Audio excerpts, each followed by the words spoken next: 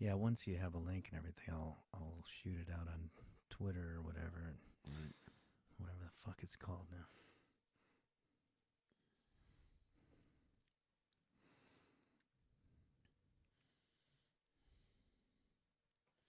Hey, it's Tuesday night, 6 o'clock. Welcome to Total Schmidt Show. I'm live for Patreon members. If you're here, we're going to find out if you're here or not. But let's get started. I have Henry Phillips today. Let's do this. Hey, welcome to Total Schmidt Show. Whether you're watching on the Lenny Schmidt Comedy Network on YouTube or you're listening on podcast, we have a new intro, new theme song. Let's do this. Hey, tune in every week as I travel the world and I talk to entertainers from all over the world. A lot of writers, a lot of comics, a lot of dancers, a lot of singers, a lot of comics, a lot of producers, a lot of tech people, a lot of comics, a lot of pianists,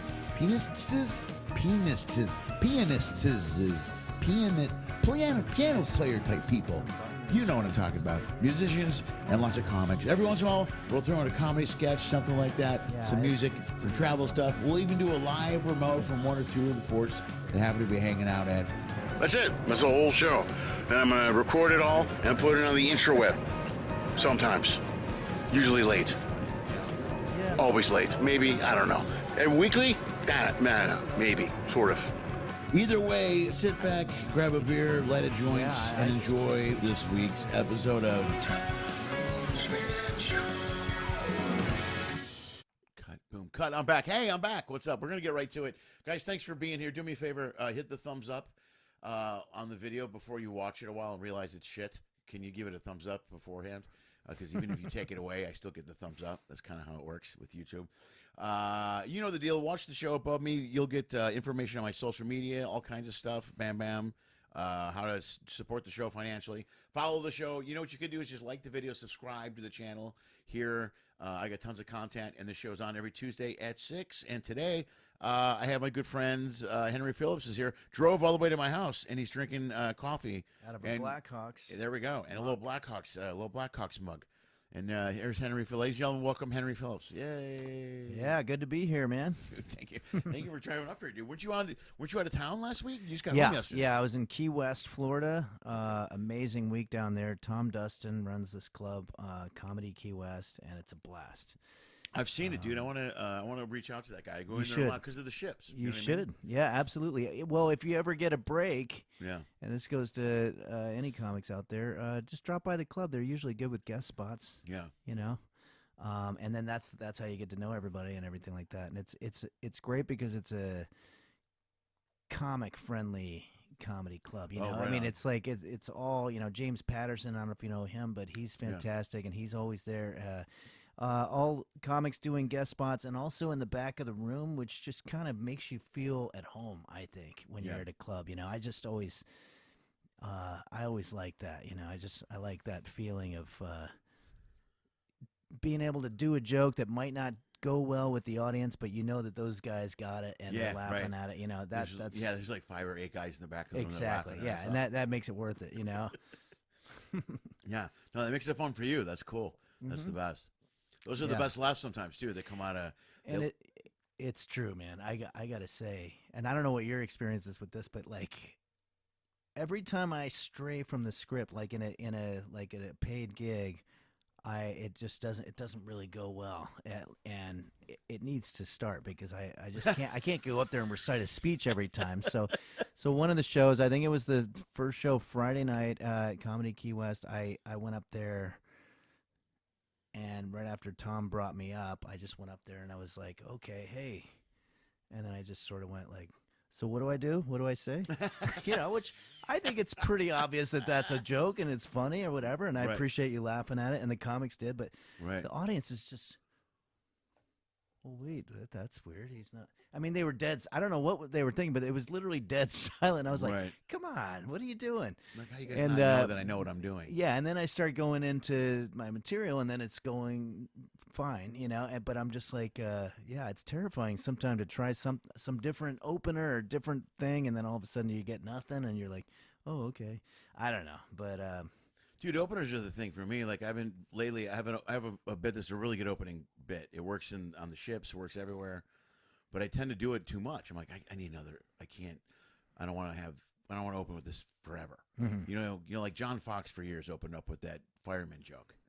Oh yeah, yeah. He would, and every joke was the two firemen giving or what having butt fucking in the back of the Yeah, room. I Whatever. remember something about Give the him question. up, Did yeah. he start right into the joke, or did he say, "Hey, how are you guys doing? Hope you're"? Did he just start right in with the joke? I don't know. I think he started right into it because Okay. I never worked with. I knew him. He might have just started with like, so two firemen, like, Yeah, I think literally. that's how he did it. Okay. And that was kind of the way he. But he opened every show like that, and I'm like, which is kind of it's cool, you know. But I know it's like if I don't open with a good energy thing, then I'm in my head. You know, I get annoyed, Yeah, like yeah. if I have a good opening. Yeah, You know, sometimes with I'll you. think of something like that. I go, this would be really funny, and then it doesn't work, and you go, oh, okay. yeah, I know. The spur of the moment stuff. And I've Yeah. seen that happen to a lot of my friends too. We're just like, ooh, that didn't work. Now you got to dig your way out of that. And Yeah. a lot of comics that I know don't give a shit. But yeah, it's tricky. But I always feel like it feels awkward to me if you don't say like, hey, everybody, how you doing? Thanks. Give it up for whatever. Because, and there's no rules to what we do, and I've got plenty of friends. Greg Warren is one of them who just goes up and starts right in with the material. And sometimes he'll say, hey, but sometimes he'll just start right off with the bit. And so there's really no set rules, but I feel a little bit like if somebody introduced me to a table of people like, hey, Henry, yeah, these are my friends or whatever, I'm not going to just start talking. Right. So I was over here at, I'd probably say, hey, nice to meet you guys, whatever. Yeah. So it just feels more organic. I don't know. Well, it's more real. It's more in the moment. You know what I mean? Cause Yeah. I always look at shows like it's kind of a big party. I'm the center of attention. You know what I mean? Mm-hmm. That's kind of the way I've always. And so I try to make it a little more.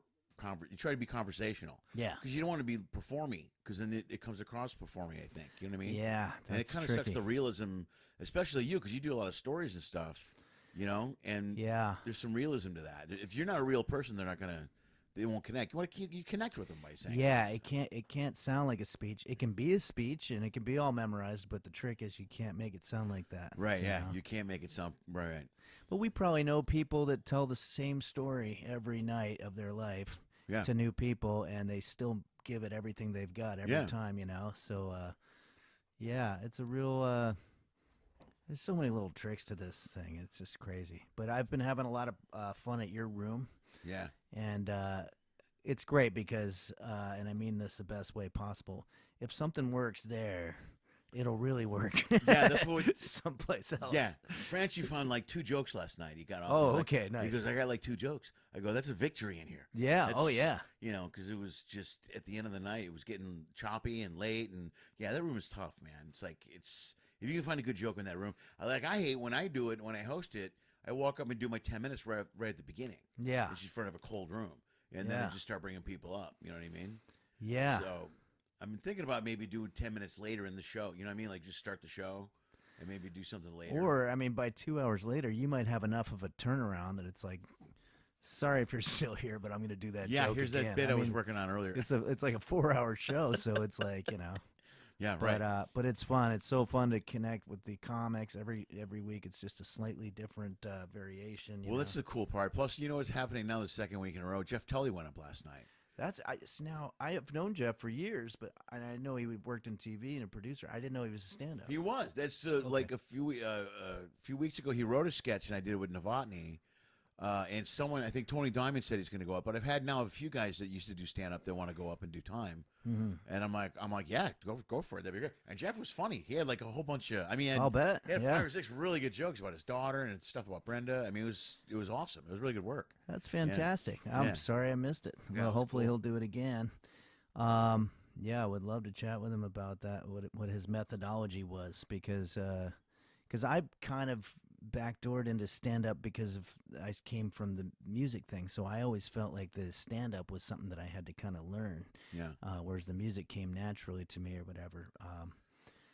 But yeah, so I remember Jeff from back in the Coronet days. We used to hang out there 20 years ago, Coronet, all the holy time. crap. What a crazy place! That's a long time ago. Awesome, yeah. Good times. I always gravitated toward, and I probably said this the last time I was on your podcast, but the Chicago guys always knew where the fun times were. Yeah, right. It's crazy. I yeah, mean, we're good for that. yeah.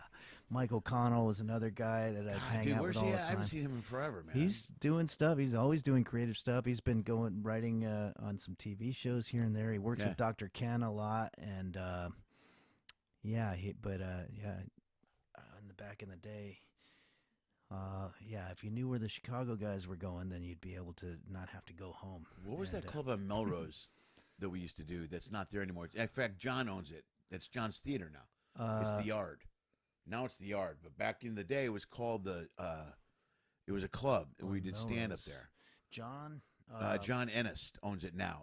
Now it's called the Yard. It's on Melrose right at the corner of... if you tell me the coordinates. Yeah, it's Melrose and... it's west. It's right off the freeway. There was something. Right off it was called the 101? Unclub or the something or Uncabaret or I don't remember. But we used to do a lot of because Connolly used to do a lot of stuff there. That's where the last time I saw I'm wondering Connolly if I did. I might not have. I don't know. I think you did, man. There's a time when there was a place called the Martini Bar. Yeah. That was like on Melrose or maybe Santa that's Monica. not it. But well, Mike lives around there, so he might have been. I don't know. I'll have to ask him. I'm trying to remember because there was a place. They used to do late night shows. Yeah. So we do Friday because I think they did improv stuff, theater wise, and then late at night they would do like a open whatever stage or. Oh yes. But it was it was on the south side of the street. Yeah. Right by the freeway. Oxnard, I think, was the cross street. Yeah. And I can't remember what it was called. It was like the something. Like Yeah, the yeah. Theater or the Gallery or like a really cool. Yeah. Like a real cool hip little joint. It was cool. Yeah, I do remember that, but I didn't do it a lot, but I do remember doing it now and then. Oh, yeah. Yeah, that's Ennis's Theater now. He does. My daughter took a session over there. That's great. And then his daughter's kind of a big actress, Dude, too, yeah, right? she's doing great. Well, she teaches. There was some big show that she was in She's done a couple of things, man. But, that I watched, and I can't remember. Yeah. That's great. That's awesome. Good for him. Yeah, I had him on the podcast. He was great on the podcast. He's such an acting purist. He's like... I don't really know him, but I've always been a fan. But I saw him eating one time, and I just like watched eating him. food or eating just, it? Yeah, eating at a diner. No, most of my friends I've seen eating it, but no, this was at a diner, and I wanted to go up to him, but I didn't. But instead, I just stared at him in admiration. I'm sure he appreciated that. It's fine. He probably didn't even notice. He's one of the guys I run into him. He's a Messina guy. So Oh, okay. Watch football, we'll go there and I'll see him there a lot. Oh, nice. And he was really, like I said, he had my daughter for a session, and he was a great podcast dude because he talks about teaching kids. And I used to teach kids improv and acting, and I love it. And he's really into it. He runs a great theater there at the Yard. He does a really good setup. That's cool. I taught guitar to kids over the years. How was that? It's good. Yeah, I think teaching is it's nice. It makes you feel like you're helping the future somehow. I don't know.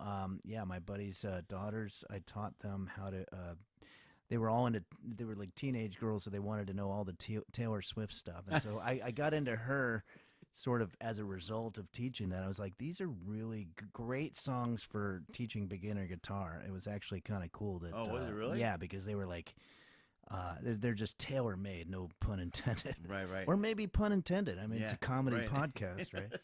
But anyway, I like teaching guitar.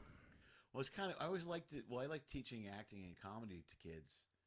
Just 'cause you're opening up a different creative door to them. Yeah. And it gives them an opportunity to decide what they want to do. They may not stay with comedy or guitar, but anything artistically you're teaching. Because that was a big thing in my daughter's school. Yeah. I taught acting. There was another friend that taught art, another friend that did dancing and produced the plays.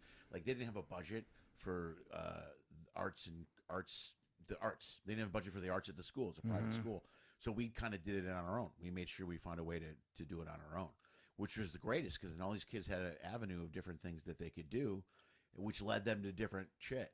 You know what I mean? Led them to different things. Like some of the kids I taught, they moved on and done other things, and some of the kids that Palmer taught moved on and done different things. But they end up in the creative arts. I think that's great. That's something the kids don't get enough. That's one of the things they cut in school all the time now. Is creative arts. Totally. You know? I mean, there wasn't that much of it when we were growing up either. You know, you had one elective class maybe. Yeah, well, did you grow up in Chicago? Yeah. Okay. I just always feel like the culture of improv and comedy and all that stuff is so present in Chicago, Oh, at yeah. least in the adult world. I thought for sure maybe it sort of ran off into the education curriculum, like maybe kids at least had local people that they admired or whatever. Like I would feel like it'd be more ever present than somebody in any town USA, you Well, know. they definitely have. A Second City has their kids programs and different programs and Yeah. stuff like that. And there's other teachers that do stuff like that. But it hasn't bled into the. I mean, the schools are all governments and budgets, and once you deal with that, Oh yeah, that's they're the going to first cut thing that. that's going to Yeah, go. it's the first Yeah, thing yeah, that's gone. absolutely. And then they choose. What It's art like do you my want? friend fired me from guitar lessons when the economy took a shit because he's like, sorry, See, man. it's the first thing to lose, right? And he's your Yeah, friend. He's like, I "Look, know. my kids don't need any more Exactly. culture. Yeah, I think they're good." they need to. Yeah, they need to eat. Yeah, yeah, but that's the first thing they get rid of. So, Yeah, no, but I it's always true. liked like my kids. I like to give them as much access to as much. Just man, you got to open their minds when they're young. You know, Totally. It's really important. Too many kids are raised without that avenue. You know, I know, and some kids are naturally. So when I was in high school, there were some kids that were really good at being in front of people, public speaking. They were just naturally gregarious. I was terrible at it. Really? But we were LA adjacent. I grew up in Glendale, and I remember very specifically right after high school, the coolest job anybody could get is to be one of those Universal Studios tour Tour guides. guide? Yeah. Oh, right on. That would be like the dream because you're like, oh yeah, I'm working at an amusement park, you Yeah. know, and then it's like you're. So I went to audition for that, and I was so bad at it. It was embarrassing, and there's probably God, man, I think there's got to be a tape somewhere because they taped us, but this was like in '88 or '89. Right. But here's where I went wrong. They said, well, what we want you to do is we want people who are really into the movies and entertainment and everything. So we want you to pick who your favorite actor is, and we want you to come back, you know, take 10 minutes, come back and do a whole speech on that guy or that lady for 10 minutes or whatever. And I'm just like, oh, boy, this is crazy. And I go, well, who am I going to do? And so I thought, well, Jimmy Stewart I like a lot, and I can name a lot of his movies, you know. But I was also a big John Ritter fan, so I was like, maybe I'll talk about John Ritter. And so I kept going back and forth between those two guys. I finally landed on Jimmy Stewart, but I said some weird name that was like an amalgamation of the two. Like I was like, well, I'm going to talk about Jack Stewart or something there, you know, not John Stewart. I said something wrong, Jimmy Ritter or something. James Yeah. Ritter. But anyway, everybody's just like, who's this guy? And I'm just going, and this guy, you know, he made so many movies that touched our hearts. You know, he single-handedly changed, you know, film, you know, and all this stuff. And everybody's like, who the fuck is who this did? guy? Who changed? So yeah, needless to say, I didn't get the job. They're like, nobody knew who the fuck you were talking about. But also, yeah, I was just always a bad public speaker. But yeah, you're right.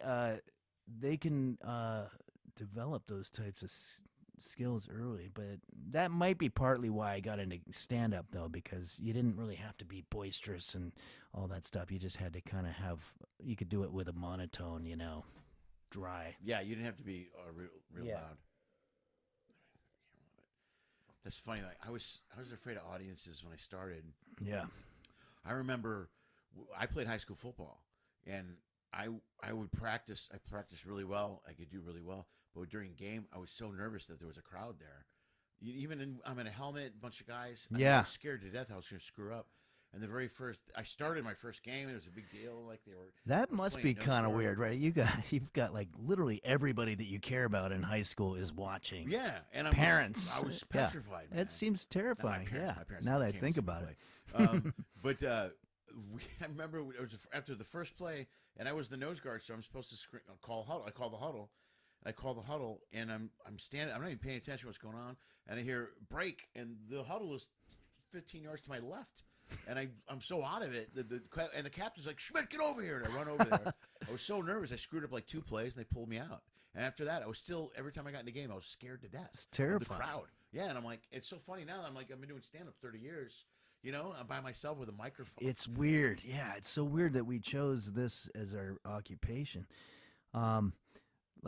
this is so my latest undertaking is golf, and before anybody gets Oh, excited, good. I suck. Do you? I am so I've been bad. thinking about taking it up, bro. Everybody Oh, plays. well, I wanted to because like about 6 months ago, I was just like, what am I gonna do as as an older adult for like some exercise Yeah. and stuff? And it's like that seems great. You're out in a like yeah, how do you lose? You're out in a field. walk You're 18 yeah, holes. exactly. Beautiful. It's great. It's great. exercise. Yeah. So I have been doing it with a few guys, and I'm having a blast. I just am no good at it.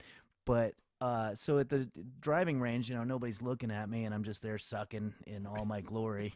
And then, and then as soon as I got to the point where I'm playing with three other guys, and then I stepped up there, it's my turn, to do the drive, and just those three guys just watching, it just messed me up so hard. I'm just like, it was such a different situation from being at the driving range because I was like, Right. what do I do? I can't do this, and it's just you're so in your head. It's Yeah. crazy. And you feel like you're holding them up. Like I always Oh, when yeah. the group comes up behind you and they're Oh, standing totally, there yeah. waiting. Oh, I know, The yeah. worst, I'd rather No. just throw the ball. Just, we're good.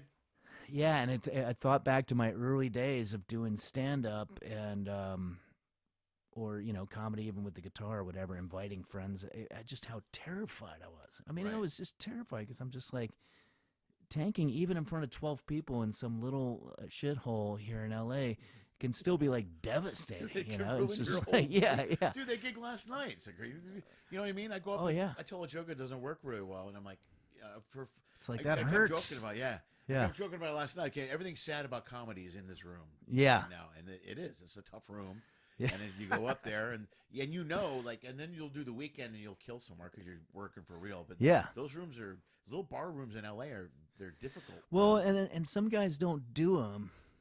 People have different philosophies. I've talked to some comics that are established that are like, no, I won't do them because I might get worse because I might actually start changing what I'm doing Right. to tailor that particular group where it's not a real situation. People, I've always done them. I've always respected, all those alternative comics that started that whole thing of like going Right. around to little bars and reading from the notebook and all that stuff. And but yeah, some people I've talked to just won't do it because they feel like they might throw out a good joke because it tanks in a room like that, Right, and they right. might feel like it's no good. But But, I'm beginning to understand the dynamic between the two different scenarios. Like the cruise ship thing is one. Like I know a lot of guys that just do cruise ships, and I'm like, I don't want to be that guy. I think you have to diversify and do a lot of different things. Yeah. In order to stay fresh. Yeah, I Otherwise, agree. You're going to be stale. So that's why I booked that thing last night. So I still do land gigs whenever I can. And then I did the improv also Sunday. And I learned the LA crowd, especially LA is a good example for this. A lot of times the joke doesn't get the laugh, but the way you handle the joke, it's almost like a Johnny I know, Carson yeah. thing. You know what I mean? Where the joke lays there, and the way you handle the joke is even funnier. Oh yeah, and it then was some guys me are great at And that. shit, Yeah. well, Patrick Keane was there, who's fucking. Oh, he's yeah. great at it. Oh, he's great. Yeah. He would tell out a joke, and he was like, "You're right. It's a better call to not laugh at that joke." I You know, love say the. something like, I want to He's apologize great. for the mic working tonight. Yeah, that's a Patrick Keane. He was up there about 6 minutes. He's like, "Yeah, the comics will be here in a few minutes." Yeah. Yeah. You know what I mean? Oh, he's got so many God, of it them. was so funny. Oh yeah, it's hilarious. And that makes you laugh in the back because then it was hilarious. That's like I was listening to Brian Regan's podcast with Mark Maron, and he said something about how he was doing stuff in at this club in I guess Fort Lauderdale or something like that late night, and the audiences were always shitty. That every joke that he had was about the show not going well. So when he did his first show where everything's going well, he got all thrown. Yeah, It's like, well, I can't even do half the jokes that I've got. Right, Yeah, It goes back to what you were saying. Why guys don't do that room? If you Yeah, learn how yeah. to work that room, then you're in a real room. You tell 3 jokes at work. You're like, oh shit. yeah, exactly. Well, what am I supposed to do? Oh now? yeah. Oh I no. can't do any of these throwaways. Yeah. Oh, I have so many. Yeah, I mean, some of my favorite jokes are just about the room being half full or less, or Right. just all that kind of stuff. But yeah, no, Keen's great. There's another guy, Mark Cohen, is another one of those guys where it's just in between. Yeah, the throwaway stuff. And is the best. this was an observation. My buddy Chris Voth is very funny, and we hang out with Roger Rittenhouse. I don't know if you know Roger. Yeah. But Roger's great, and every comic seems to have their their little thing that they say in between the jokes, like Right. like with Letterman, it was always like, but or whatever, yeah. and Conan's got it, but Rogers is always, but nowadays, and it's like, But nowadays, but he'll be like, he'll say this really dark joke. I hate when, or a girl's too young when you take her back to the hotel and all she wants to do is jump on the bed the whole time. But nowadays, and Chris Voth, we were all hanging out. Chris is like, I want you to finish, but nowadays what, Roger? What is nowadays with that joke? Like, where does the rest of that sentence go? But nowadays they don't, or yeah. We want to know what nowadays leads to. But yeah, no, everybody's got their. Mine is, you know what I mean. And if I watch, Yeah. sometimes I'll tape a show and listen to it, and I'll say it like 15 times. I go, what am I doing? Why? Yeah, I've been doing this 36 years, and I'm still going. You know what I mean? You know what I mean? You know what I mean? You know what I mean? you gotta watch yourself, as painful it is as it is. Really hurts, dude. It's awful. I listen to. I know. I watch and listen to a lot of shows a lot. And even if it goes well, there's something I do. I'm like, I shouldn't have done that, or I could have done this, or I'm terrible. Every once in a while, I'll hear a tape and go, oh, that was pretty good. But for the most part, every mistake I can find. The three things I do always bad is I talk too fast. Mm-hmm. I say, you know what I mean, and I tend to. It's almost like I'm screaming. You know what I mean? Yeah. So I watch that and I go, all of that is too much. I've had all three of those. Yeah, and I'll look through the corner of my eye at some stuff of mine on YouTube that's from like 10 years ago, and it's just terrifying because I'm like. Like my whole life flashes through my eyes because I'm like, I never watched this, but now that I'm seeing it, I'm talking way too fucking fast. How did I think that they were going to start laughing? I never gave them a moment. I never gave them a chance. I was just barreling through the material so fast. Set up punchline tag. Set up punchline tag. And I'm just like, I want a do-over. But if I had watched it back then, then I would have stopped it. But instead, he just kept probably doing that in the clubs forever. And right. Yeah, no, there's a lot of things like that. Well, at the very least, an audio tape, too. Yeah. Just to listen to. And, the longer you do it, you understand the pauses and stuff help. I mean, it helps comedy. Oh, totally. You know what I mean? But I rush through things. There's a million things I listen to, and I'm like, why did I do that? I get so mad at myself. Especially the one, like the talking too fast is the biggest one. Yeah. Because I did last week's podcast I did with my brother Mike, and we did it live at 6 o'clock on Tuesday. And Mike talks twice as fast as I do. Oh, nice. So when I'm doing with him, I'm talking even faster. And the more I talk, I tend to swallow words. So it's like I don't even know a word. You know what I mean? I'll a whole sentence where my tongue won't touch anything. That's hilarious. Yes, and it happened. I'm watching the replay. I go, what the fuck am I doing? That's Trying hilarious. to keep, and it's just I'm naturally because we grew up together. So well, so you guys are always kind of a little bit ahead of each other or on top of it. Yeah, so. Yeah, Mike's always great, too, at the room, too. He does a great job. Yeah, he crushed last night. He had a good set. Yeah, I mean, it's a great time, and it's always good to see people. If people don't know what we're talking about, the Universal Bar and Grill, I'm sure you've talked about it on the podcast. Yeah, I've mentioned it a few times. Universal Bar and Grill. I do it once a month. I book a Monday there. Yeah, and you'll usually the third Monday, but that might change. But it's right by Universal Studios on Lancashire. It's literally almost right across the street. So it's a good time. Henry does it a bunch, and I've mentioned on the show a couple times. Great. Rich Brown always kills it. Great comics. Augie Schmidt, great sets.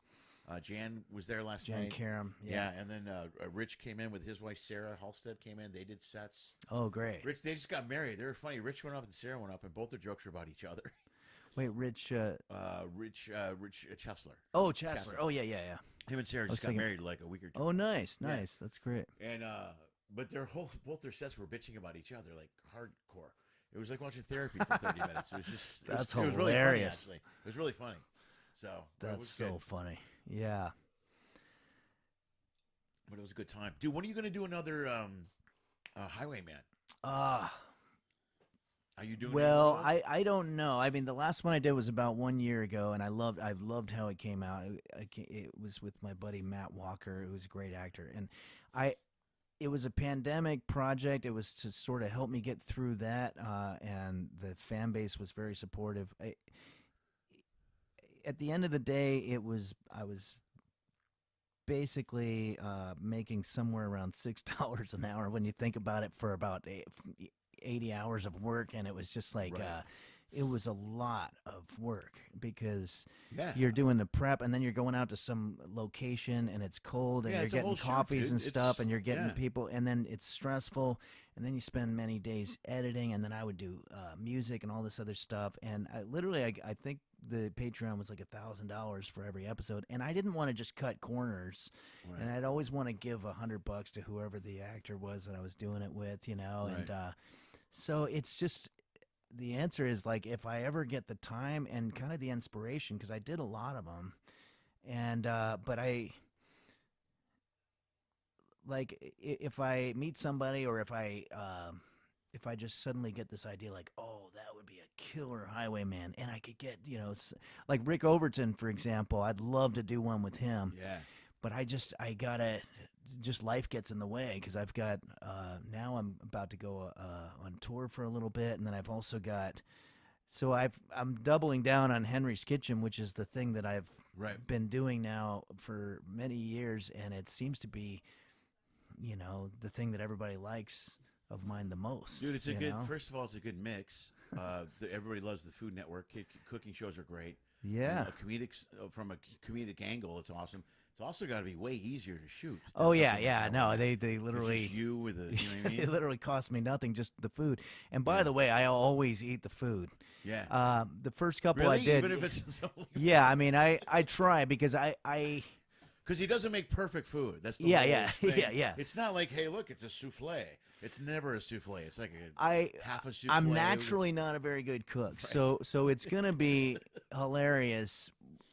I don't have to try to screw up the food. I just have to try to cut the food and do everything like that. Right. If it comes out a little burned, I'll just shave off the burned parts. If one thing that I just found out recently, and I don't know if you're a cook, but Yeah, I used to be a chef, dude. Oh, really? Stand up, yeah. Jeez, man, we should be. Yeah, we'll have to talk about this because. So, the other day I had chicken, and the first thing was damp or dry off the chicken with paper towels. And so I started doing that, but all the paper towels are sticking to the chicken. I feel like I got pranked. I'm just like, you can't dry the frickin' chicken with the like. It literally is like it's glued on there now. And so I'm like, I'm gonna be eating paper towel. But I'm like, what did I do wrong? I'm literally trying to do it by the book. Yeah. And so yeah, I get things like that all the time. But yeah, I do eat it because I don't want to be the American stereotype for an international crowd. It's like, oh yeah, they're having a great time just throwing food away, aren't Yeah. they? So I do. I mean, I make it my lunch, and sometimes I won't eat all of it. Sometimes it can get pretty nasty, but for the most part, I try to make a meal Right. that I'm gonna be able to eat at the end of this, or I can salvage some of the ingredients or whatever. But but yeah, because I feel like if I ever got good at cooking, then I'd lose the joke because then it would look like I'm just trying to be funny. Looks like you're Whereas trying to be- I'm literally I suck. I don't have the gene. That No, you're yeah. marketing that skill. You're marketing the skill. Yeah, not I'm just being like- that's just as difficult as like you ever heard an actor talk about. You ever seen an actor play someone who's acting bad? Like Yeah. So actors like that's really hard to do. Like Yeah. it's really hard to be a bad actor. That's if you're right. an actor.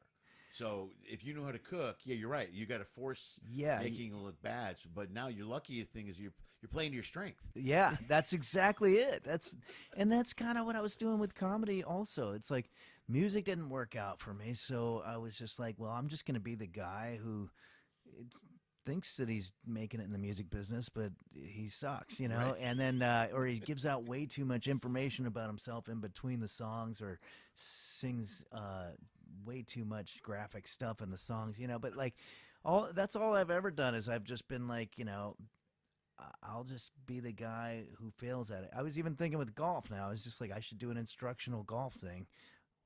Unless I get good at it, then the whole joke will be ruined. But You get no. I suck so bad. Yeah, you get no risk of. It takes forever to be good at golf. Yeah. And So I it's mean, like- just a slow motion shot of me going through a swing. Yeah. That could go viral for the wrong reasons. That would but be a good yeah. one, too. I'm trying to think if anyone's ever done a bad. There was Dorf, which is Tim Conway's goofy. That's character. right. Yeah, yeah, That's yeah. different, That was though. hilarious. That's a character. But yeah, there's so many great movies. I mean, yeah, Caddyshack. but a great. Right, doing an instructional bad golf thing would be. Yeah, I might try it because yeah, I'm pretty bad. But I I don't know. I mean, we don't watch comedy because we want to see somebody who's good at something, you know? I mean, Right. it's like that's what every Chris Farley movie is about, you know? It's like the lovable guy who's trying, but he just keeps fucking up, you know? Or Will Right. Ferrell and all that stuff. To me, that's where, you know, where comedy is. I've always liked the poking fun at oneself kind of stuff, you know? Well, the self-deprecation, it's huge. It's like number 1 or 2 on the list of, you know, people love when you take anyone down a peg. Yeah, yeah. Yourself or like power. Anybody. Yeah, That's yeah, why yeah, politics and stuff exactly. is a big deal. Oh, you know? yeah, yeah. Punching up is another one. And the Yeah. more popular someone gets, the more people tend to take the haters come out. Yeah. You know what I mean? Like how many people are jumping all over Matt Rife right now? And, you know. Oh, yeah, yeah. When somebody becomes successful, they're like, well, then you start poking holes in what they do, and you know Oh, what I mean? absolutely. It's a whole different angle. Well, that's how you know you've reached, you know, Yeah, like some success. When you're trending with this guy's an asshole, Oh, this I guy, know. You're like, hey, I I'm know. finally there. Well, yeah, not to mention names, but we know comics, probably from the improv back in the day that are household names. And we saw them go from a moment where it's like they could do no wrong, and everybody be like, "Oh, what's face is on right now?" Right. Or "What's her face is on right now?" And it'd be like they're the best, you know. And then all of a sudden they reach that threshold where they're in front of the whole world, and then for the first time ever, you start hearing backlash. Well, like even I was a music fan, you know, Eddie Van Halen, you know, the backlash against Van Halen that happened Right. in the 90s, like Rolling Stone did this, you know, the top 100 guitar players, and they put him as like number 79. And it was just like, just Right. a fuck you to It's just- Van Halen. it's a shitty And Rolling it was Stone thing stupid, that but they I do. was like, well, that's how he knows he's a legend, because that's what they would do with Elvis. Like, you know, the people make fun of Sinatra or whatever, you know, once you're legendary, you become a meme, you know, Right. you're just sort of like iconic, you Well, know. I think it's even worse nowadays too. Is you definitely become a meme because everybody has yeah. access to internet, social Oh, media yeah, and stuff. yeah, totally. So everybody jumps on the "this guy sucks" bandwagon. Oh, I know? know. Yeah, Because it's I was awful. a huge Van Halen fan. I've seen him dozens of times. Oh, but yeah. like guys hate him. Rick Emmett hated him. Other guys hated him. They were like, it's not Yeah. that big a deal. It's just tapping. And you're like, oh, all Yeah. right. Well, you know where it came from? It came from him not being able to afford stuff, and he had to make his own sound. And Yeah, so- no, I mean, yeah, Van Halen, what Eddie did to change the whole, and that happened like 10 miles away from where I grew up. You know, I was in La Crescenta, oh, that's right, because California, he was over that. and way. only That's 10 right. years prior. Yeah. And for us, like in the early 80s, everybody was trying to play like him, and it felt like ancient history. It's like, oh yeah, back in the you know, Yeah, early back in the day, 70s, this eruption thing. Eddie Van Halen was playing in parties, you know, right in Pasadena or whatever. But now that here we are in 2024, you look back and it's like, wow, we were really close in time to that era where Van Halen Yeah. was coming. It was only a few years later, but his presence was everywhere. But yeah, I mean, what I always said was that like right after, like all those guitar players that were making fun of Eddie Van Halen, after Eddie played on Michael Jackson's "Beat It," Yeah. the solo, every artist who had a top 40, whether they were into, you know, R&B or soul or whatever, or, you know, any kind of music, you always had to have that kind of guitar solo in there, an Eddie Van Right. Halen type guitar solo, and you hear it all the time. And then all those older guys that were like session musicians, they had to go listen to Eddie Van Halen now and learn. It's like, okay, figure how the out, fuck yeah. is he doing this? Because if you wanted to work, the whole business changed. That was what you had to do. Right. Oh yeah. And that's happening in interesting, right? comedy too. Yeah. 'Cause then So the session guys got to catch up. yeah. You know? They're like, we want the Eddie Van Halen sound. And you're It's right, like, because fuck. every hip hop or every song at that time, it doesn't Yeah, matter Paula what, it could be- Abdul, yeah, you know, It could everything. be a pop song, but then it's got a hard guitar in the. Yeah, you know it what I was mean? just the sound. that would Yeah. just kind of bust in. You know. Oh yeah, Back to the Future. You Yeah. know, it Yeah, was, yeah, and that was Eddie playing at one point in there too. Yeah, it's just. So yeah, people can say all they want that he wasn't effective or whatever, but the proof is there. You know. Yeah. No, I was a huge fan. But yeah, we see it in comedy too. People comics that other comics love to hate on, whether you like them or not, you can't deny that they changed everything. I don't want to, you know, bring up names and stuff because I don't know, but yeah, you can't deny that some of these individuals really changed the game. Well, they opened up different doors that you didn't, that you didn't Yeah. know were out there before. Oh man, do you remember the period of time in what was it? Probably like '96, right about when I started, when Jim Carrey was like the biggest thing ever. Yeah. And every comic was sort of doing the Jim Carrey face. Like Right, every right. time they went into a character, that was it. And at the time, they're probably just thinking, oh, well, that's just doing a character. That's just doing that, whatever. But then a few years go by and they're not doing that anymore. But it's like you can't deny that Jim Carrey had just made a profound influence. Dude, everybody, every generation had that. When I started in the mid to late '80s, Yeah.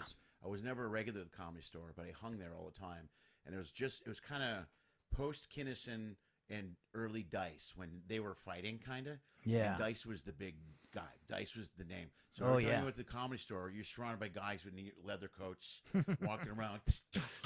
And, you just, That's hilarious. And someone else told me, another comic, the older, he goes, this reminds me of back in the '70s when Steve Martin was huge. This place was filled with guys with arrows in their heads, and That's what I mean, hilarious. it ripples down. Oh yeah, Everybody shows totally. up. But the Dice thing was painful. There were guys trying to be this hardcore Italian Dice character, and they weren't. They were just, it wasn't working for a lot of guys. And you're just watching people know. over and over. And an open mic were brutal because there's like, here's another one, here's another one, here's another one, and they all they don't know how to carry. And Dice was brilliant the way he portrayed that character, and the way he did it was money. I mean, he really nailed it. So other guys, if you're not good enough, you just come across as like an angry prick. Well, they're breaking the rule of be yourself too. You know, Yes. it's like Yeah. ask yourself, are you Dice? And if the answer is no, then don't do it.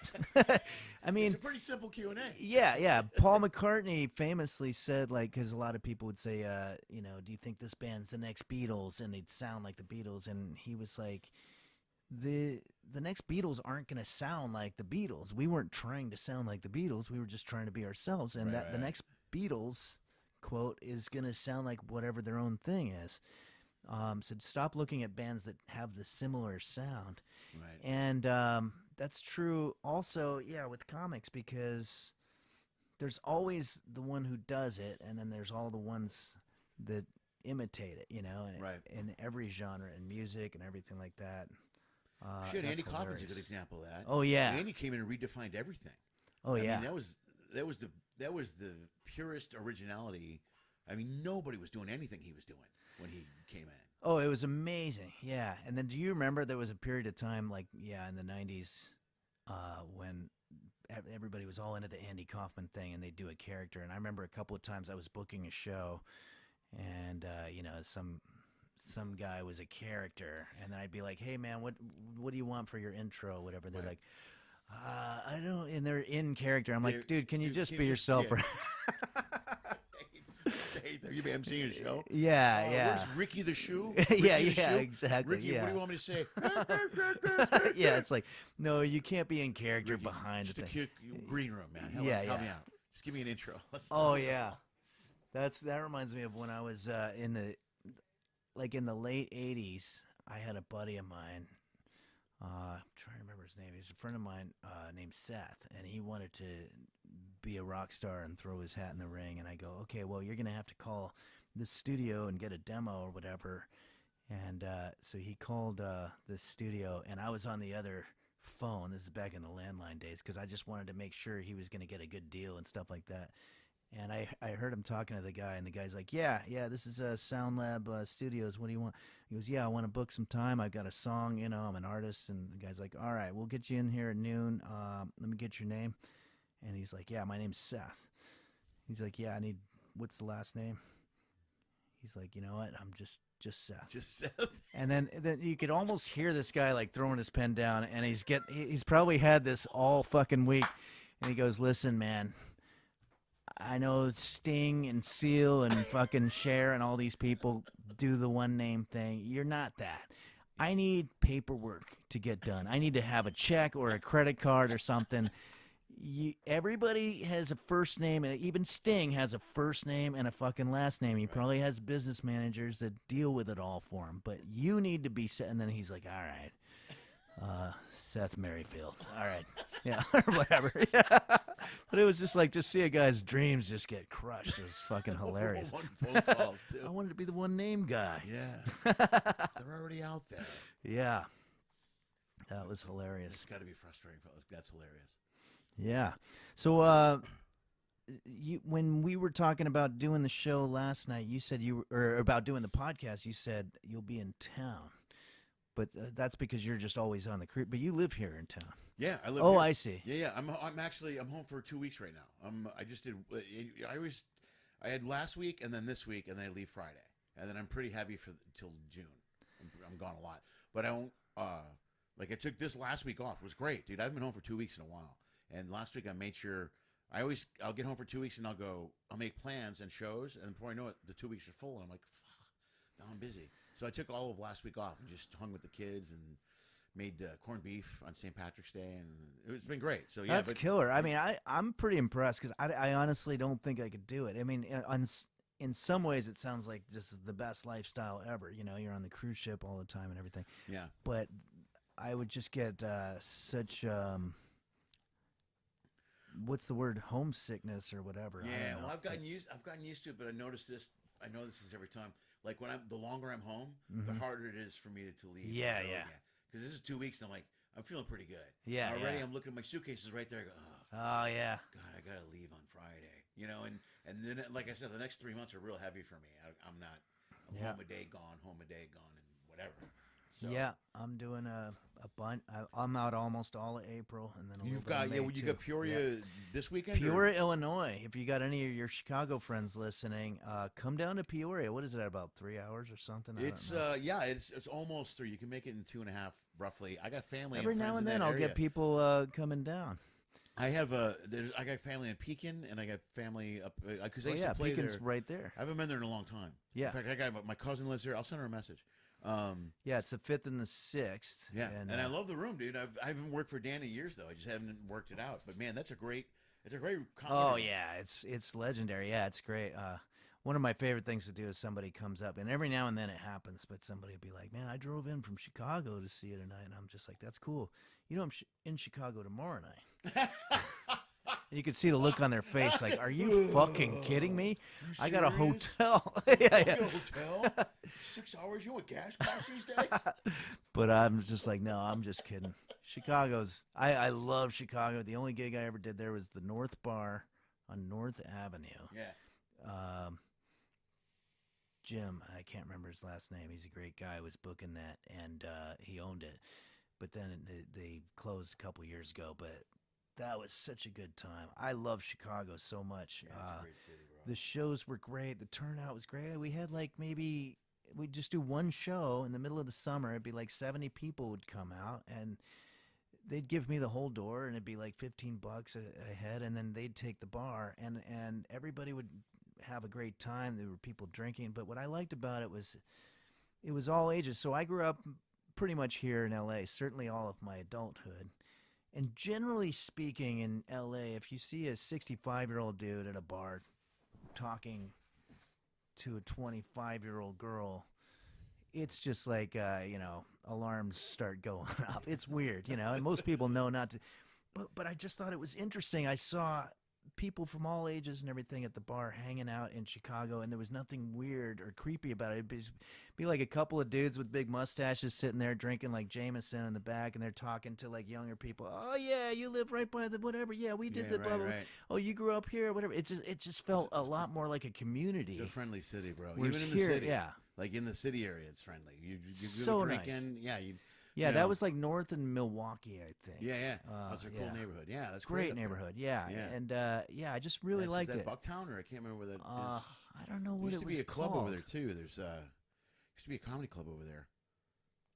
Loved every minute of it. And there was one moment when I was on stage, and I could see it was all glass window from the storefront or whatever, and from the sidewalk, and there's some kind of naked bike ride that happens like once a year.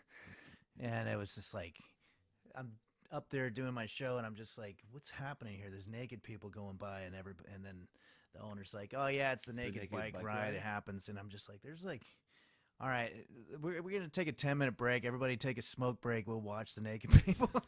I can't do a show while there's fucking naked people parading. Like, what is this, a test to see how my concentration skills are? That's dangerous, too. Oh, Naked yeah. bike ride. There's stuff hanging down. Terrible idea. But maybe that's the community thing, too. They were being escorted by the cops. Like, they had cops in the front and the back of the line, and, you know, I'm sure that was something they volunteered for, you know? Yeah. So, all right, who wants to work the naked butt?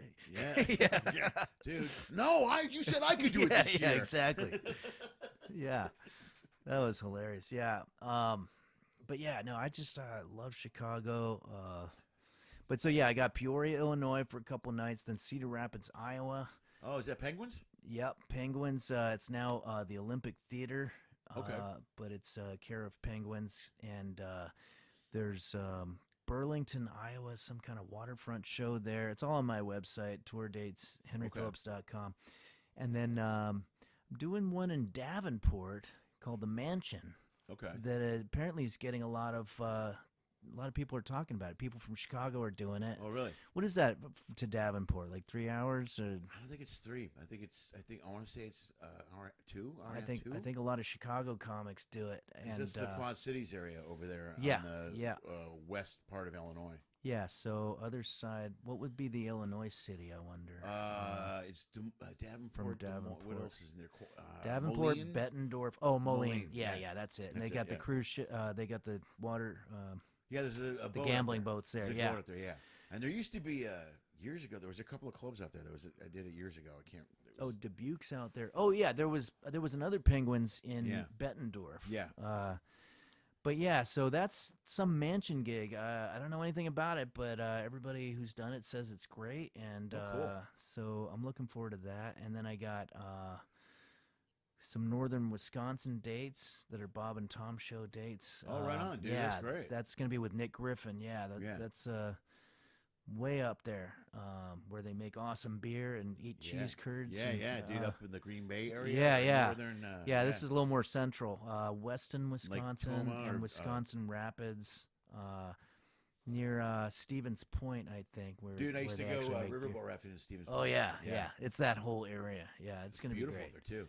Yeah, it's gonna be cool, and the cheese curd thing is interesting because I'm glad to know that there's still foods that are regional, you know, because it seems like even here you can find a pretty good semblance of Chicago pizza or New York pizza or whatever. Finally, it took years to do it. Right. But I mean, cheese curds, I think you can only get in places that produce a lot of dairy because it's like a Come to think of it, I don't see a lot of cheese curds anywhere. No, you have to you'll see basically like mozzarella cheese And like sticks real type cheese curds. things. Yeah. Because like authentic cheese curds it's just the shit they cut off the mold. Yeah. And then they throw it in a bag and it's almost like little pellets of wax. You know what it is. Yeah. It's got to have like a squeakiness to it. And they just don't have them anywhere. And then they throw somewhere. I used to. It's horrible. When I worked in the Midwest, I would stop at one of the cheese points and just get a bag of cheese curds. Oh yeah, and eat them while I'm driving. Just the worst they thing eat them in the the bars. Eat 3 pounds of cheese curds while I'm driving in a car.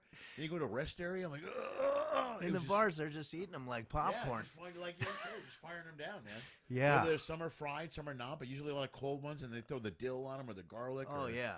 Man. No, it's not health food for sure. No, In Montreal, they do the same thing. I love traveling. I'm looking forward to every minute of it. But yeah, they'll be after about 2 weeks. I'll be like, all right, it's time to go back. Yeah, it's nice to get home. Yeah. Like I come home usually every week or 10 days. You know Oh, what I mean? okay. Well, like that's I won't good. do I usually won't do like a month in a row. Sometimes I will, but I'll try not to. But you're right. I don't know if it's the older I get. I just like being home, man. Yeah. You know? Do you work with another comic out there, or? It depends on the line. Some lines you have another comic, like Norwegian and Carnival. There's always more than one comic. But on the other Princess and Celebrity I work for, you're the only comic. But then there's usually other entertainers. So I'll hook up with, I'll meet the magician or the singer or the hypnotist, and I know a lot of these different jugglers and all kinds of people. So we'll have dinner when I'll hang out with them during the week. Yeah. So. Oh, that's cool. Yeah, so that makes it kind of cool because it's like there's one hard thing about being a comic on some of those lines is you're not with other comics, you know. Yeah. Usually, at least if you're in the clubs, it's like you got your pal for the week, Yeah, someone to hang with. Yeah. No, that's always great. I remember when COVID first broke, when it broke and we went back to ships, they did this thing where they just got a bunch of comics on the ship at once and kept us there. So Oh, yeah. there were like 5 or 6 of us. Oh, Which wow. was pretty cool. I mean, that Yeah. was first of all, we hadn't worked in a year and a half, and then suddenly we're right back to work with a bunch of friends. Yeah. So you're just like, oh hey! I mean, it was the beginning was pretty cool. It was pretty neat. Yeah. No, the whole pandemic thing, like for the first 3 weeks, I was like, okay, I'm gonna jog. I'm gonna start eating healthy. I'll start cooking at home. And then after about 2 years, I was like, okay, when's this shit gonna be done? Yeah. I was like, now it's turning into Walking Dead out there. Like, Yeah, this is bad. This is way too Yeah. long. But I remember that first couple of weeks just being all like, I'm gonna have a good attitude about this. This is Yeah. gonna be great. Yeah, I tried. I was straight. I remember joking about. So I had a date in Vegas, and Cindy called me to cancel it. She called me in March. She goes, "We're going to cancel your May date," and I was like, "Don't you think you're jumping the gun a little bit on that?" Yeah. And she getting, and then suddenly cut to 8 months later, I'm still That's sitting in crazy. my house. Yeah. Oh man. Yeah. No, let's please not. That whole thing was just such a nightmare. But going back to your question, yeah, the Highwayman came out of that. There's for people that don't know about it, if you go to YouTube, my channel on there is Hen Lips, and you can watch a lot of the Highwayman episodes. Some of them are still on the Patreon. But here's a little secret: you don't ever have to pay, because I have it set up so that you pay per project, so you could sign yourself up for $1 a month, and there'll never be one. So you just watch all the videos on that. So whatever. Your Patreon's very user friendly. Yeah, exactly. Yeah, it's like a backdoor thing. But yeah, I always thought it was funny. It's like I've got it per project, and at one point it was like $1,500 per episode. So I was like, if I just 1 month made like 30 episodes, I could get like 60 grand or something like that, or 45 grand, and just skipped out and be like, all right, thanks everybody. If I just made Right. 30 shitty ones, Right. and everybody's like, what? I just got charged fucking $500 for this Highwayman For these thing. 19 Yeah, episodes? yeah, exactly. Yeah. But yeah, that was great. And then but yeah, it's really hard. I have ideas in my head about short films, independent. My buddy Greg Viens and I have made 2 independent films together, and it's just a thankless Yeah, business dude. undertaking. It's like, I should have thought about it more. You learn more when you start shooting stuff. Like one of the reasons when I do this podcast and all the stuff I do, I try to make sure that I can do it all, but I get it all done, and I don't need to depend on anyone else. But I also, once you start shooting, you know what's involved. So when somebody goes, "Hey, I got an idea for a short film," you can go, "Yeah, that's 9 locations, and that's at least 6 cameras." And no, we can do it all in a day. I go, "No, there's no way you can do that Yeah, in a no. day. There's a parking lot and the beach. How you know what I mean? People yeah, don't- totally. You don't understand until you start editing and putting shit together. You don't understand how much is involved in moving stuff, cameras, setting it up, shooting, getting a shot, Oh, getting it yeah. stored, save it, pull. You know what I mean? And then to be able to access it and go back, edit, look at it. You know what I mean? Then I got to go back and pick up this shot, and I mean it's insane. And then you gotta hope that your idea was good, Yeah, because you might have right. made people go through a lot of work Yeah, for fucking right. nothing. When you're It's done, like, you're like, "Here I'm you go." sorry, guys. Sorry, man. All these dudes moving giant sets Yeah. around and stuff. It's like, sorry, guys, this was all for shit. Yeah. Yeah. They watched the premiere and it's some piece of shit. And they're like, looking at you. What and can I like, say? Hey, People who loaned looking you at money. paper. Yeah, no, exactly. Oh man. But yeah, I look at friends of mine that went into like making commercials, or it's like, oh, there you go. You just do one gag in a 30-second period Right. of time, and then Toyota pays you 30 grand or something like that. Yeah. What the fuck am I doing? We're spending our entire years of our life making a movie that loses every penny, and that's a really thankless undertaking. But I guess I always aim for the wrong. I've always aimed for the wrong thing. Yeah. I'm always like, this is what I'm going to do, and then everybody does a bunch of shit that's successful. And I go, oh shit, maybe I should have done that. Yeah. No, you're doing the right thing. You got a podcast, and I kept on thinking, well, it's too late for me to get into the podcast thing. The bubble's going to burst eventually, but it never really did. It It's just not gonna became the new thing, Yeah, you know what? I'm noticing now because I talked to some of the guys who've been around a while. Some guys have been podcasting for a long time. Oh yeah. But the problem is now everybody's got a podcast. fucking Conan has one. Big name people are doing them from their house. So they're not, it's almost like the voiceover market or the voiceover thing. Like it used to be. You remember Chris Edgerly? Did you know Chris Edgerly? Sounds familiar. He was a comic. He used to do impersonations. He played that softball game. Did you ever play that softball game? Oh, the Messina one? thing. No, it was It was a bunch of guys in the Valley. We played a couple. Oh no, I heard about it, but yeah.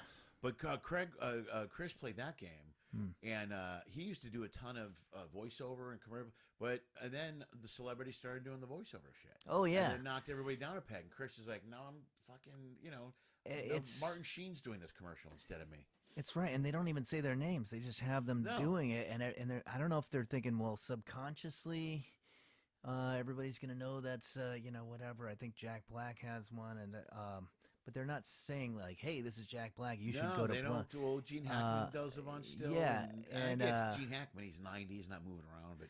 Yeah. The younger you are, it took away, especially the cartoon guys, it took away a lot of their work. You know what I mean? But podcasts are kind of the same way because, like, guys that have successful podcasts, they're doing well. But then when Conan comes out and, all these guys come out with podcasts, these big names are shooting right over you. Yeah. And let's be honest, their production values, they've got people running around doing stuff. I set this up myself today. I know. Well, that's okay. So to try to look at that in the positive way, which I generally am not known for doing, but I read a book. I recommend this book. This guy's not paying me to say it. It's called The Passion Economy. Okay. And it's one of the Planet Money guys, the podcaster. Right. And it's Adam something or other. The book is great, and it's all very positive. But what he would say to that is, then lean into the low production value, or those big ones can't afford to say fuck even sometimes because the stakes are so high. Sure, right. So just say fuck over and over again. Yeah. Or just have dirty underwear hanging from the back and double down just on your, and then have people go, hey, have you seen this shit? But it's like, this is wild. Or just whatever that means to you. But I guess but there's a lot of people that know you personally that want to be part of the smaller group, So it's like, what he talks about, he doesn't talk about podcasting specifically. He talks about like try to get out of the mainstream business or the commodity business and try to go out and do your own thing because we live in this very unique time now where you can do that. Yeah, it's a niche. It's more of a niche. Yeah, the book has all these great things like one of them was like. Like if you want to sell wine, for example, the best thing you can do is get out of the wine section of the supermarket section. Try to go to the section for like the red between the crackers. Like, what's that? Yeah, exactly. Yeah, or he said like when they do a Valentine's display, this is a whole package. You've got your flowers and your card and your wine or whatever, and then try to be in that, as opposed to just with hundreds of other, and then you're competing with the best and the best or whatever. Right. But yeah, there's something to be said for this new era where it's like, we can't be network television. And network television's having a hard time right now. Right. I mean, I know a couple of guys that work right in that business, and they're scrambling. Not like I'm enjoying people scrambling or whatever, but it's interesting to see that TikTok. I mean, for every maybe that's why they're banning TikTok. The entertainment industry was like, got to get rid of these fucking. Yeah. But even YouTube or whatever, like every even 6 minutes that some guy's watching my Henry's Kitchen video or whatever, that's 6 minutes that they're not, watching a Toyota ad on regular TV. And if people start preferring that more because they're saying fucking shit or they're doing other things that they're just not willing to do on network television because they have too many sponsors or because they have a certain standard of quality that, you can't put something out unless it meets certain specifications of resolution and stuff like that. And plus, there's a huge degree of originality to stuff online. You become formula based on network TV. Like any show I can watch and go, okay, here comes the heavy. Yeah, He didn't do it. Exactly. You just know exactly. You can tell. Yeah. You know the patterns. You know what I mean? You can feel it. Like a show always loses me when I know the pattern so well that I can predict the next scene. And I go, I can't watch the show anymore. No, that's what most of those network shows are. They're because they're all templated. They're afraid to do anything different because they can't lose what they have. Yeah. So that's and then here, but then the advantage to this is the fact that you can be creative. Also, honestly, if you get a good niche market, like a good following, and you had like a decent amount of money coming in for that following, like I don't need a lot of money. You know what I mean? Like if I Yeah. had a small channel with a few Oh yeah, I know. handful of viewers, I'm like, that's all I need. I don't need 19 million viewers on Thursday night. You know, Exactly. I No, get a few thousand that watch my shit and support me all the time. That's perfect. I came to that conclusion quite a while ago, and that's probably why some rich people would be like, "That's why you're poor." But but I'm just that's like, why you have failed, just the two of you. as long as I'm making the same amount that I would have if I were in a Yeah, cubicle doing it, then I've won. yeah, You know, you have. Well, yeah, it's Yeah. a victory. That's a victory. yeah, For sure it is. I've Yeah. just won a working class living. You know, be done with work, have a Coors Light, and Yeah. watch you know, some TV. Relax, sit in my Yeah, chair. exactly. You know, And but this way, I never, you know, I'm my own boss, and that's all I ever wanted. Yeah. That's the biggest thing. Once I started doing, I didn't start doing any of this pot shit till COVID. But the more I got into it, the more I liked it because I control all of it. I'm in control of when it goes up, Yeah. what I edit it, when I want to do. And now I find myself leaning toward this more than going out and trying to get auditions. I'm like, I'd rather get this up than try to jump. I've been an actor for years, you know, and you have no control as an actor. Oh, I know. Yeah. You know? And you walk into a room, and I've lost parts to guys at the last minute, and I mean, it's just it's a tough business. You got to roll the dice. But here, you whatever it is, you put it online. You make the final call. Yeah, it's empowering. Yeah, I see that with, you know, my mom, who's she had her heyday. Like, we don't have to feel sorry for her. She's done about 300 national commercials, you know, over the years. Man. Yeah, mostly 70s, 80s, early 90s. Well, that's back when they paid real national money. Oh yeah, no, yeah, I good, mean, she did well. She has a nice pension. You know, she's doing fine. But she the way the business changed, it's almost cruel to somebody like my mom. You know, she has to make her own auditions with her phone, and then she doesn't know how to work any of this stuff. I'd have to help her a lot, and she's like, well, I want to go in, and if the casting person says I'm doing it wrong, I want them to say, hey, you know. And also, how do I know anybody's seeing this? Well, I'm with her too because I miss the live room aspect of it. And also, how do you know anybody's even watching this shit? You know, it's like there's no cost to them, you know? Yeah. So. Now it's like going, but do you remember the days, I don't know if you ever, did you do the thing where you did the VHS tapes and send them to clubs to try to get work? Yeah, early on. Yeah, I had some VHS tapes. I had a manager that was doing that. I used to send out, 20, 30, and I used to have a book called the Comedy Bible or whatever it was. Yeah. And I would go through and but I sent out 30 tapes every. It had all the clubs or something. Yeah, it had all the clubs, and I would send out, but you're like sending out 30 tapes, and every time I send them out, I'm like, I know no one's watching these. Oh yeah, I know. Like I maybe got one gig out of all of that mailers, and I used to send return mail and everything, the whole spiel. But you knew when I sent a tape, I never assumed anyone was going to watch it. Yeah. But at some point, you go, no one's going to watch this fucking video. I know. It's like sending a demo of your song to, like, you know, Geffen or something. Yeah, like exactly. That. There's wait, is that a demo? Yeah, exactly. Hey guys, we're back in business. Everyone, shut up! Get the cassette player out. Oh, I know. Play. No, we're back in business. Well, that's what's great about this new era that we're in, is that we really can eke out like a respectable, you know, middle class living in the entertainment business. Do you remember back in when we were hanging out at the Improv, like in the 90s and stuff? There would be like, there's like Anthony Clark, who was making like what $750,000 every week on his show. And then everybody else is doing $100 a night, you know, at some gig in Riverside or something. But there was a time when it was like, okay, your options are you can either win the lottery or you're just working at some shithole. Now we have so much in between, and there's so many people. It feels like the bubble isn't bursting. You look at these comics, like so many of these comics from New York, you know, like Joe List is a good buddy of mine, and you know, he's doing great, and he's not a household name, but he's doing fantastic, you know. And it's because he's got podcasts, and then he's got a following that comes out to see him and all this other kind of stuff. I mean, you can really, and you can do it yourself. You don't have to wait to get cast in somebody's thing. Right. I always love that the kid stays in the picture. You remember that? That's Robert Evans. Yeah. And he does that whole thing about, like, we did Hemingway didn't want me to play the Matador in Sun Also Rises, so they did a screen test, and I went out there, and it was very intimidating, and everything's quiet, and one guy's got a megaphone, and he just goes, "The kid stays in the picture. Anybody who has a problem with it can get the fuck off," you know? and that's when Robert Evans, who didn't wind up being an actor, winds up being an incredible producer, produced The Godfather and everything, but he was like, and the movie's incredible. I recommend anybody watch it.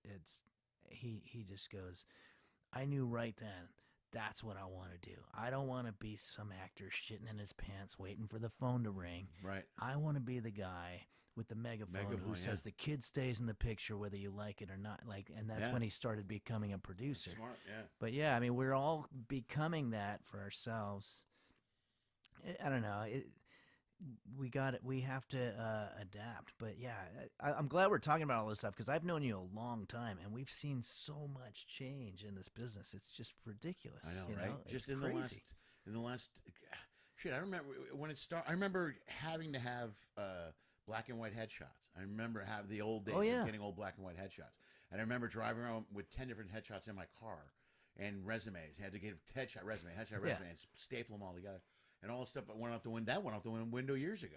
You know, you start showing up with the headshot with the resumes. They have it all on the computer now. You know, and we're not done changing. I mean, now AI and all this other stuff. I'm glad they're all fighting about it and working out deals because you got to get ahead of that. But it's like it's gonna get even weirder. But complaining about it only does so much. You know?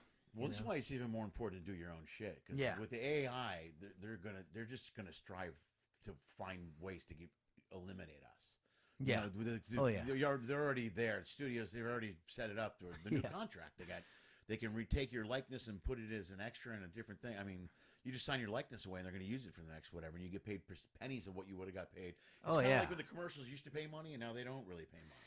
Well, I know all too well because that's what happened in the music business. Yeah. You know? Well, even worse than the music because I do well streaming. I got a lot of albums streaming, and I'll get it, but I see how many spins I get.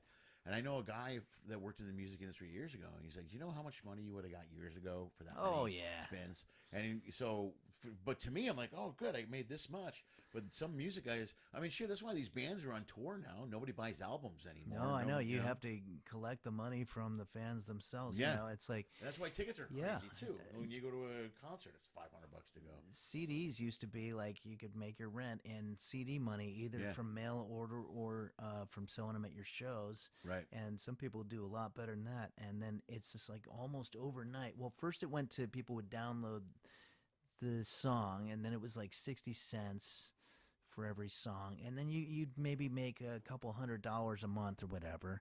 Yeah. And then all of a sudden, it would be like just 10% of that. And the statistic I always like to bring up that I heard, like I think Paul McCartney's worth about $900 million, which is great. Nobody's feeling sorry for him. Sure.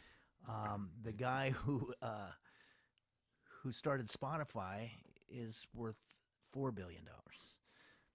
So the guy who wrote all the songs that we grew up with, that we listen, that play all the time from the Beatles, you know, this is Paul McCartney. Yeah. Is nowhere near as rich as the guy who owns the platform. The platform, you know? that yeah, music it's just is like on. I don't know. Right. It just kind of shows you. I know there's people could poke holes in that argument or whatever, but what's happening is, at some point somebody got sold down the river because it's like music has become basically free, you know, and it's a little like a class action lawsuit. You know, it's just like, hey, everybody gets 7 cents in the mail, except for one guy gets 20% of everybody's 7%. Yeah, yeah. So it's what just song like, does he have? He doesn't have a song.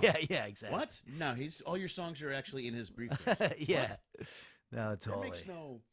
It's crazy, but no, I think it's all you can do is just adapt and just tell me what the new rules are, and then I'll try to work my way, you know, in the new system. Well, you got to adapt and try to just keep working. Yeah, you know what I mean. As the rules change, you're all right. Well, now what do I got to do now? Yeah, you know, like I never thought I was going to be. I never looked to be on a cruise ship. You know, it's not something I ever wanted to do.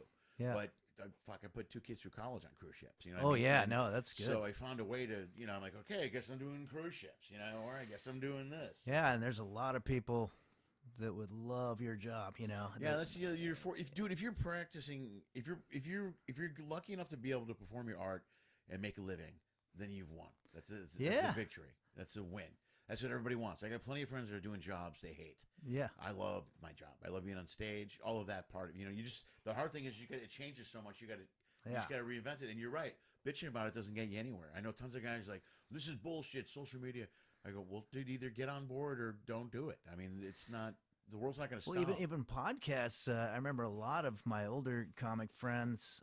Not all of them, but quite a few of them were like, "I'm not doing a fucking Joey's Basement podcast. I do morning radio. I'm on 200 cities at the same time. I'm not going to go in and do some guy's podcast, but it's like then, all right, well, the president of the United States did Mark Maron's podcast, so it's like, then suddenly it's like, okay, how do I get on these fucking podcasts?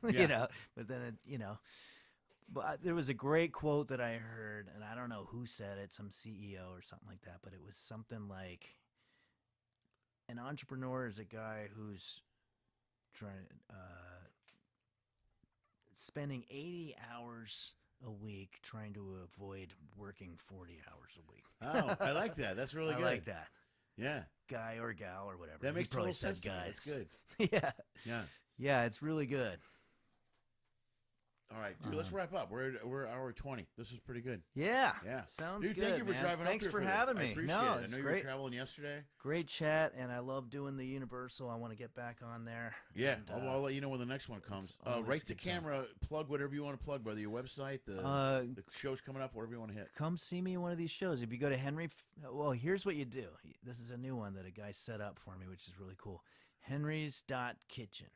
That's you put that in your browser. Cool. www.henrys.kitchen. And I don't think there's an apostrophe. There might be. I don't think so. Probably not. I don't think you can. I don't think it. I think it's just henrys.kitchen, and then that shows you everything. It's got the tour dates, and it's got the YouTube, TikTok, Twitch, all these other stuff. All right, and cool. You can just look at which platform you like, and then just start following me on that. Perfect. All right, man. Awesome. Henry, thank you, dude. Thanks, Lenny.